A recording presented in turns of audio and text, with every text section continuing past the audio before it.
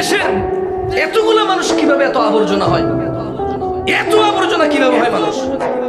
আরেকজনের বউ আরেকজনের সাথে ধরা পড়ছে, কয় বিয়ে পড়া দিব। আরে বেটা তুই আরেকজনের বউ কেমনে বিয়ে পড়াবি বেটা? হাই বদমাশ, এটা দিয়ে বিচার।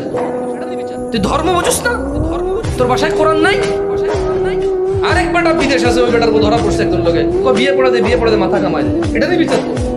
হ্যাঁ, তোর ঘরে ডাকাতি করলে তুই কি বিয়ে পড়া দিবি, মাথা কামাই দিবি রে?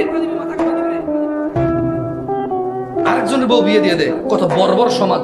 একটা মানুষ নেই প্রতিবাদ করে, এটা আবার ভিডিও করে ইন্টারনেটে ছাড়ে, আবার বলে যে একবার ঠিক বিচার হয়েছে নাকি বিয়ে পড়াই দেবো। আরে বেটা, হেতে যা করার জন্য, এই জায়গায় জেনা করার জন্য উঠছো, তুই বিয়ে করা দিলে তো তার আকাঙ্ক্ষা আরো পূরণই করলি। তুই আরেক বেটার বউ বিকে কেমনি বিয়ে দিবি রে? মানুষ মারা গেলে তো ইদ্যুৎ পালন করে 3 মাস 10 দিন, 4 মাস 10 দিন ইদ্যুৎ পালন করে। ওই জায়গায় আরেকজনের বউ কেমনে বিয়ে দিস? ওই বেটা তালাক দিলে তো বেটা ইদ্যুৎ পালন করতে হবে, মানে তারপরে যে বিয়ে। আজকে ধরা পড়ছে, আজকে বিয়ে পড়াই দিচ্ছে। তো নিকৃষ্ট হয় নাকি সমাজ? একটা দেশের মানুষ এত আবর্জনা কিভাবে, এত আবর্জনা কিভাবে?